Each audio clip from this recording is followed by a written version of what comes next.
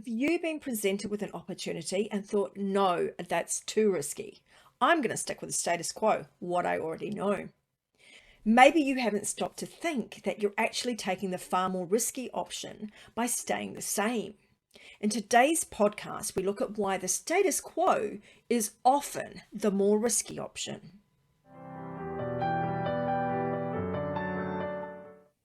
Welcome to the FAQ Business Podcast for business owners, covering 4 pillars: actionable education, inspiring leaders, businesses like you, and thought leadership, where we challenge your thinking.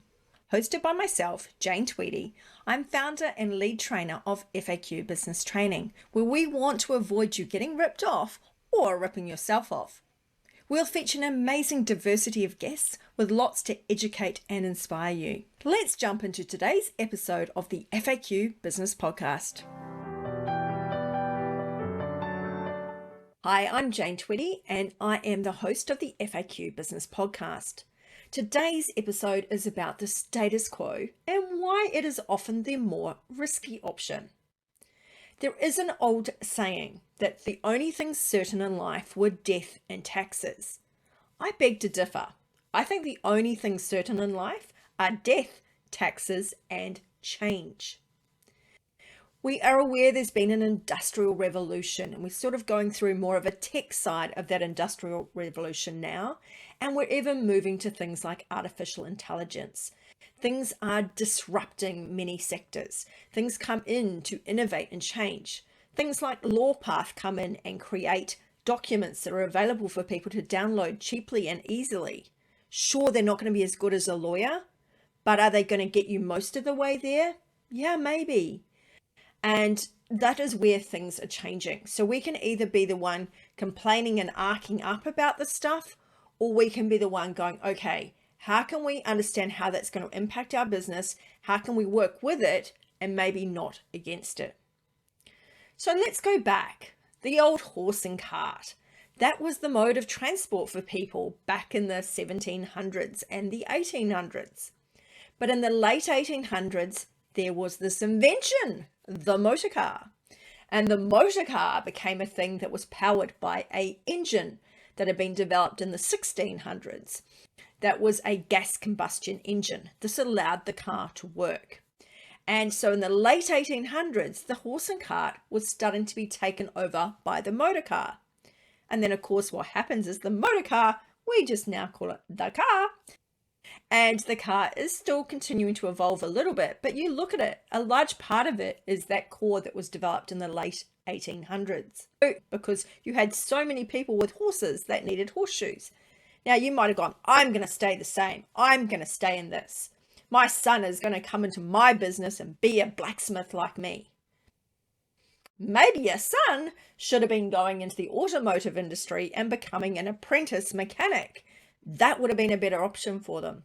So the thing is, often we can't see that the current is changing until the tide has passed. Until there are basically all these automobiles and there are no horses and carts on the street. So we've got to be wary of this. It also affects, obviously, innovation. Would the plane be a thing now if those people back in the day hadn't have investigated the plane? You know, if the Wright brothers hadn't have flown around, if they hadn't have tested things out and tried things out and prepared to make a change. No, we'd still be in the deep dark ages with our little, fires and things, right? So things have got to evolve and change for us to grow as a world and as a business. And we've got to keep looking at that. So what are those opportunities for change? So planes is another good example. Planes have created the ability for us to move resources and move people around the world. And let's look at what happened during COVID, when those planes were unable to move people around the world. A whole lot of industries were massively affected because our supply chain was hugely affected. So this is what you've got to remember. These things have flow-on effects, and we get so used to new technology that when it fails, we really struggle. So another one that happened back in the year 2000 was, of course, the Blockbuster incident. I think we can mostly remember this. Blockbuster had the ability to buy Netflix for US $50 million back in 2000. Netflix at the time was kind of struggling a little bit, and they thought, right, if we can get Blockbuster to help distribute, then we can also turn people to go back to Blockbuster as well. So they were going to put their business up for Blockbuster.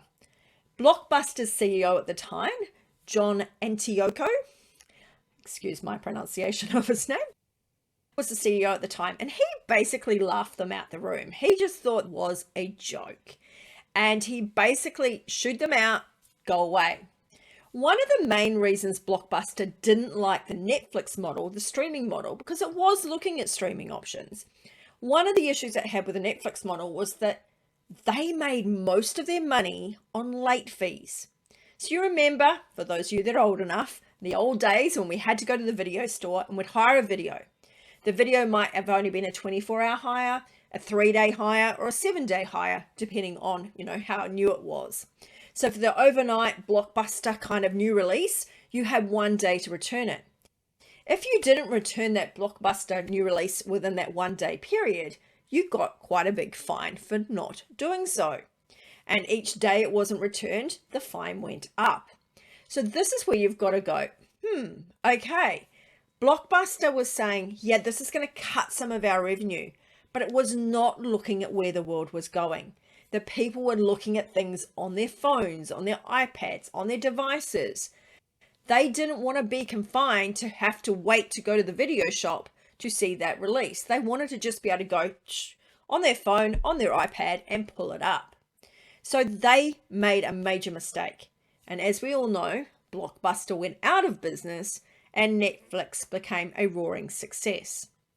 So this is why, I'm just emphasizing the point here. These are examples of really bad status quo. They stuck with their status quo and they went bust. Another example of the status quo, but not going bust, would be the Uber taxi situation. So in many countries, including Australia, taxis were a heavy regulated industry. Obviously, they were picking people up, potentially in vulnerable situations, so there was a lot of regulation and control around this. So it didn't enable something like an Uber to come in. So you could basically buy a taxi license and register your taxi drivers and things and have that car driven around by these registered drivers in this plated car. So some people would have a car and they'd have multiple drivers, so it effectively was on the road 24/7. What happened though, of course, Uber came along, and in the past these type of things had come along but had never gotten anywhere because they couldn't break through the regulatory issue. For whatever reason, this time around, the government caved and it went, you know what? These regulations we've got in place for taxis are not necessarily serving customers the best way. Sure, it's offering them some protection, but is it actually serving them? So rip up the regulations and started again with new regulations like Uber, businesses like Uber, to come into the play. And that completely changed things. These taxi licenses were worth a small fortune because they had been able to buy them and hold them for their life, and there was only a certain number of taxi licenses available. So obviously they went up in value. And in the years before Uber, they had gone up in value a lot. Somebody might have bought a license for say 100,000 and now it was worth 300,000, and they're thinking, yes, this is like my retirement savings. But Uber came along and the prices got smashed. Those licenses were pretty much worthless in many cases. So that was really hard. And then the industry had to be supported, and it just created a whole bunch of issues. So then they kind of realized they'd gone too far and they made some adjustments and tweaks, and they now have the environment that we have now. But the point is, even if your industry is heavily regulated and you think you're protected by the regulations, potentially you're not. So please be very careful of this. Always allow for change. Always allow for disruption, your industry to be interfered with by others. What about evaluating your opportunities? A new idea comes along. Sometimes it is just not the right time in the right place. If we are already over capacity, Sometimes it can be an amazing idea, but we just don't have the capacity to do it. At least park the idea.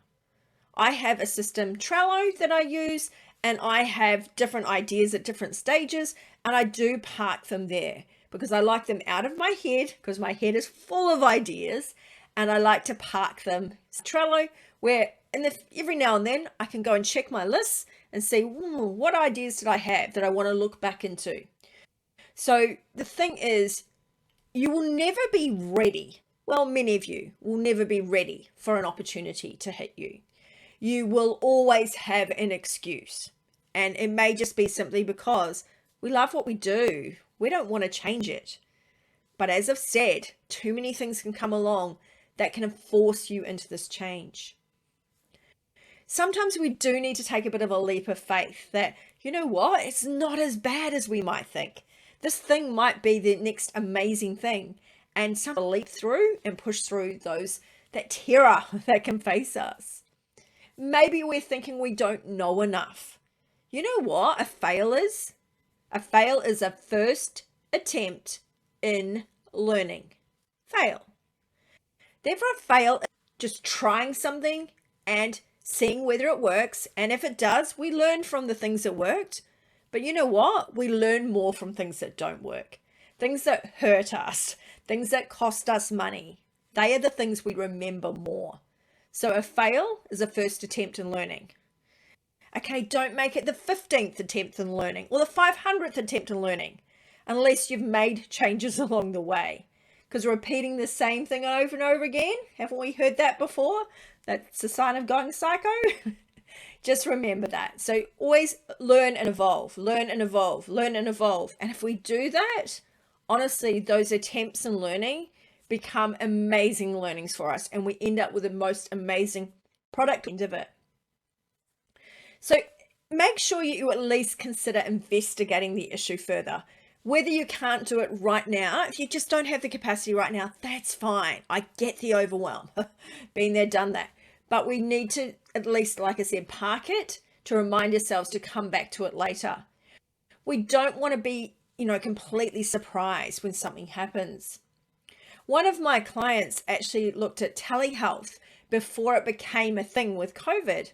And she actually went and created a telehealth system, but nobody actually took it up because nobody wanted it. But the awesome thing was she had it ready to go. So as soon as COVID happened and everything switched to telehealth, she was first cab off the rank. She was so ready to go. So sometimes it's things like that. By even just having a thought about it a little bit, just have started thinking about the future, we are ready for it. Same thing with suppliers. Your supplier goes bust. It shuts up shop. They have a factory fire, whatever. The supplier is no longer there.